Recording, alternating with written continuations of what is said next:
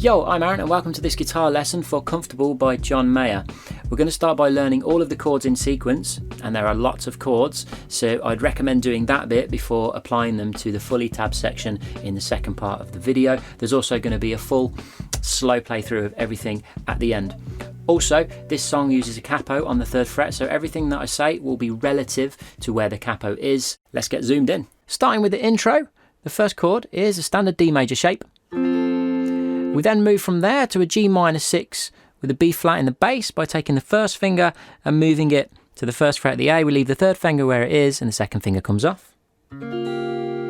Juicy. Then we move that 1st finger up 1 fret on the A string, keeping the 3rd finger down still.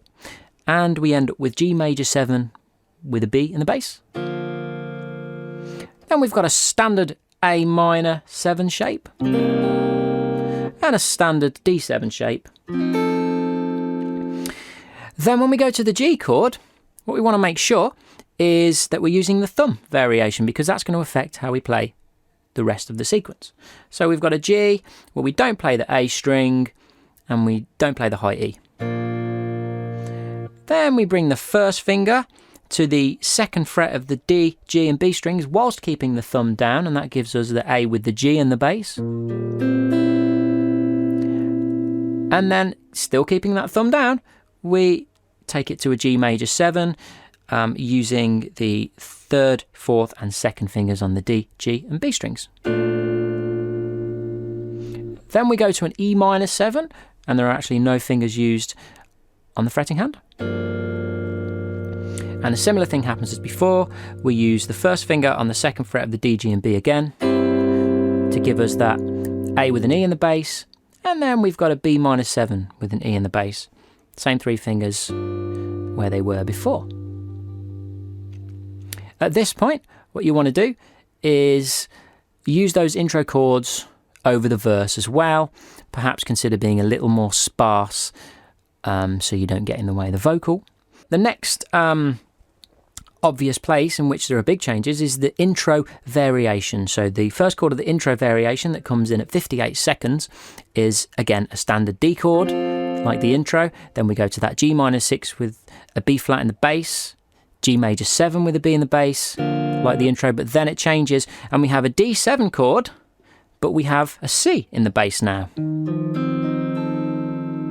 Okay, then that takes us into the pre-chorus at 1 minute 7. And we're going to have a G. Now at this point it doesn't particularly matter whether you use your standard G or your thumb variation of a G chord. You choose. So we've got a G. Then we've got an A7. And then we do G to A7 again. And then G to A7 once more. And then we come to a G sharp minor 7 flat 5 chord. And our thumb comes to the 4th fret of the low E. And we've got the 3rd finger on the D string, the pinky on the G, and the 2nd on the B string. Gives us the G sharp minor 7 flat 5. And it's important again that you play this with the thumb because it's going to allow you to do the little melody that he does in the song. Okay. Once you've done that chord for 2 bars, we get into the chorus, which is in at 1 minute 24 seconds. We've got a standard D chord yet again. And then that shifts to a D sus2 by taking off the 2nd finger. Then we go to a B minor 7/11 chord for 2 bars. Then we go to G major.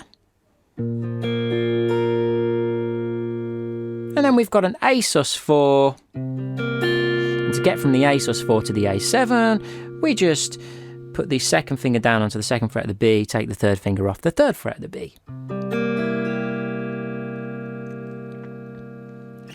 And up to that point, you've got all the ingredients until 3 minutes and 1 second, which is the bridge section. So in the bridge section, we've got an F major 7 chord.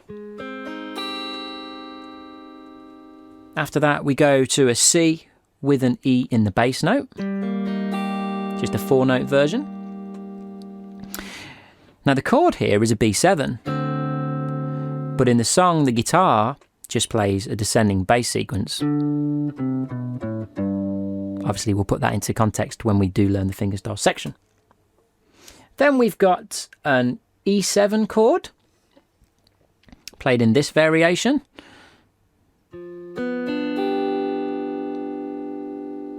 Then it's a G major 7 chord. Then we get that lovely B flat diminished 7. And that takes us up to the B minor 7 11, played again. And then we've got a full open version of an E7 chord with the pinky providing an additional flat 7 on the 3rd fret of the B string.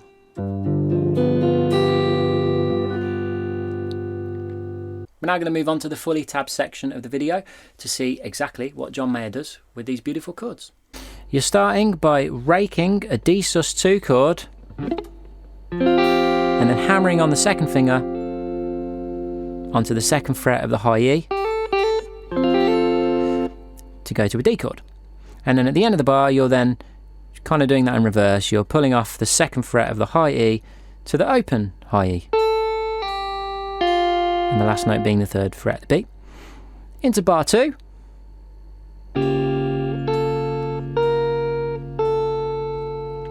And what's important here is that you're holding on to the first part of the bar, that first chord, the G minor 6, the B flat and the bass, and you're using the other 2 fingers to get the rest of the notes, the 2 and 3 on the high E string.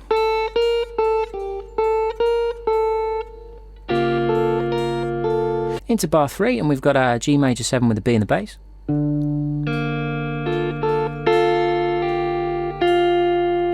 Here you just want to make sure that when you're plucking 2 strings at the same time, I do it with my 2nd and 3rd fingers together, just making sure that the volumes are nice and even on the 2 strings and you can hear each of the notes. Sometimes one will be louder than the other.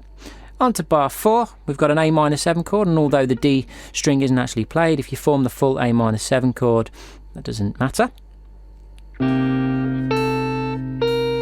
And just like bar 2, you want the whole of the chord to ring out, and those additional notes are done with the fingers that are left over that aren't playing the chord. And the second half of that bar, you go to a D7 chord, and then you pull off with the 3rd finger on the 2nd fret of the high E string to an open high E string. And then you bring the pinky to the 3rd of the B. Then we're into bar 5 with a G chord, and it's important that you play this one with the thumb because it does affect the way the rest of the sequence is going to be played, and it's also the easiest way to play this sequence and make it sound smooth.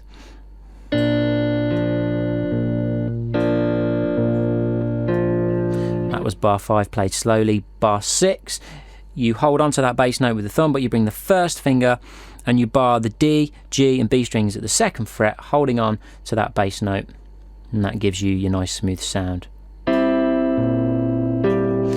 And then again, while still holding onto the bass note, you go for those last 3 notes using the 3rd, 4th and 2nd fingers, and that gives you a G major 7 chord with the bass note. So just notice for a second how the bass note rings all the way through this and makes it sound nice and smooth.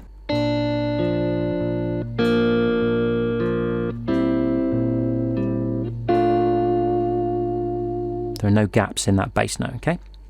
And then we're into bar 7, and it's essentially the same thing, but we just take the thumb off, and instead of plucking the 3rd of the low E, we are plucking the open low E string.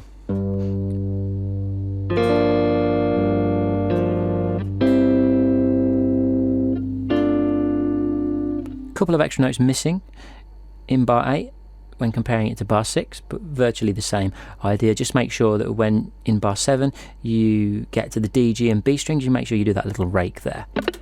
And this time it might be easier to not rake downwards with the thumb, but actually use 3 fingers in sequence, 1st, 2nd, 3rd, like so. The song then goes into the verse. Now, rather than teaching you every single little variation of the verse, because I do believe that John Mayer was part improvising like he does in a lot of his recordings with his grooves and his additional guitar parts, okay? I think it'd be a great exercise to take the intro and just kind of make your own thing of it.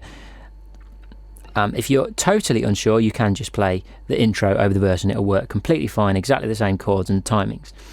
It's just very, very subtle differences that I think will be good for you to go over and kind of make your own, and you'll have a lot of fun doing that. But the next time it changes significantly is when we get to the intro variation at 58 seconds, and we're going to play this. But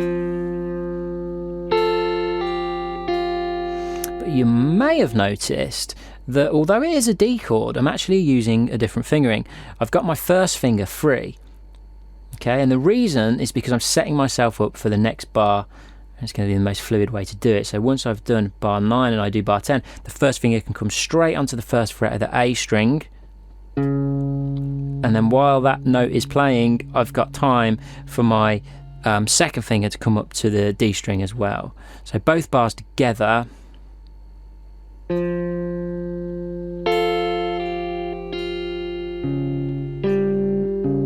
I've still got my third finger free to do that pull off at the end of bar 10. Bar 11, we're into a B minor 7 11 chord.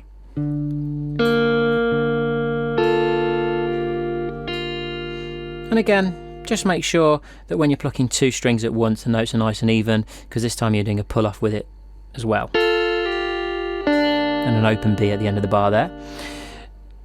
Now, bar 12 is interesting because at this point on the recording, he makes a teeny tiny little mistake. Sorry, John. But they kept it in, which is cool.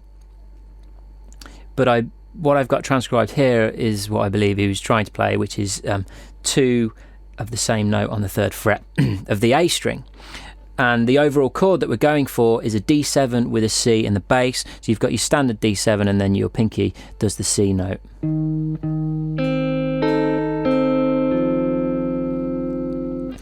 And that takes us into the pre-chorus. Now, it doesn't matter which version of a G chord you do here, just so long as the picking hand is picking the right strings.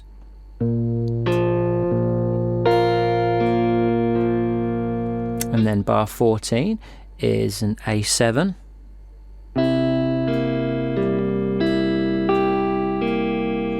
Bar 15 is identical to 13.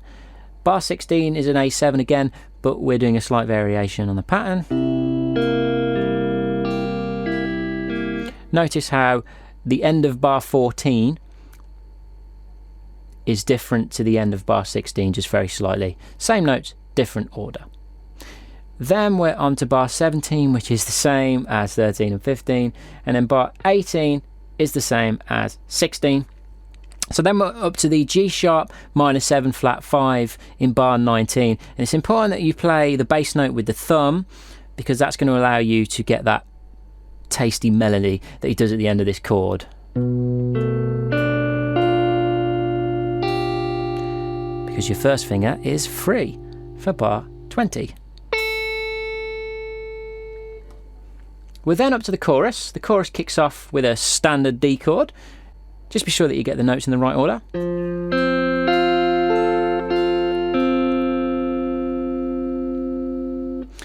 And then bar 22 is a D sus2 chord, so all you've got to do is take your second finger off on the fretting hand.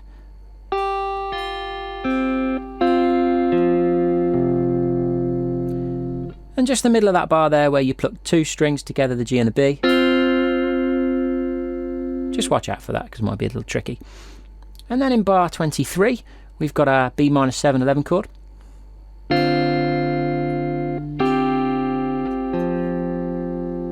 And bar 24 is the same chord, but just different strings being plucked. And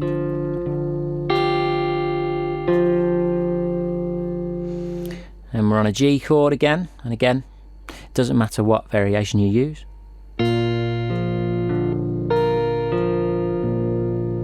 Bar 26 is same chord, notes in a different order.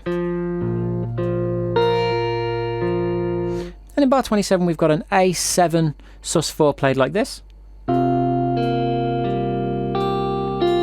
bar 28, we're just going to drop that finger down to get the second fret of the B string. At this point, he repeats the verse and the pre-chorus and the chorus again, and the next time it changes significantly again is at the bridge, 3 minutes and 1 second. So written down as bar 29, it goes like this. That's working around an F major 7 chord. Then we're playing a C with an E in the bass.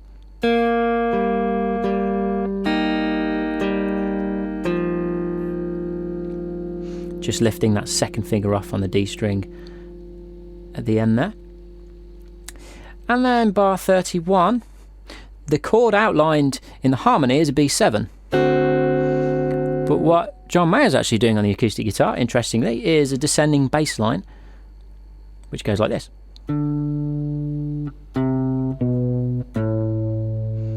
it takes us nicely to that E7 chord. It's like a standard E7 open chord, but with the pinky added for an additional flat 7 on the 3rd fret of the B.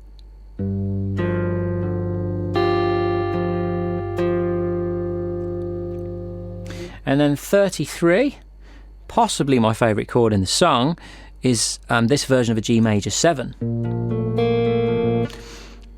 But just be careful to leave the first finger free, and fingering wise use the other 3 fingers, because you need to be able to go down at the end of the bar to the 2nd fret. But played slowly, goes like this. And in bar 34 we have a B flat diminished 7.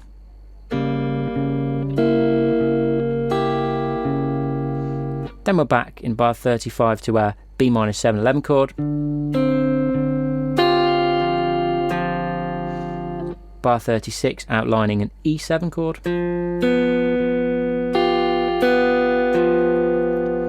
37 as a G. And bar 38 we rake these 3 strings, which are outlining a G minor 6.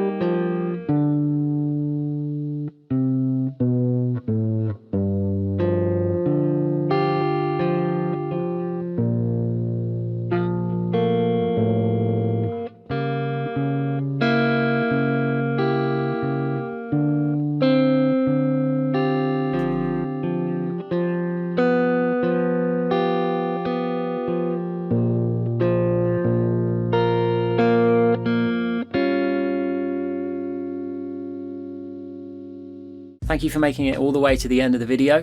Remember to hit the subscribe and notification bell so you don't miss any future tutorials, and I will see you in the next one. Bye bye.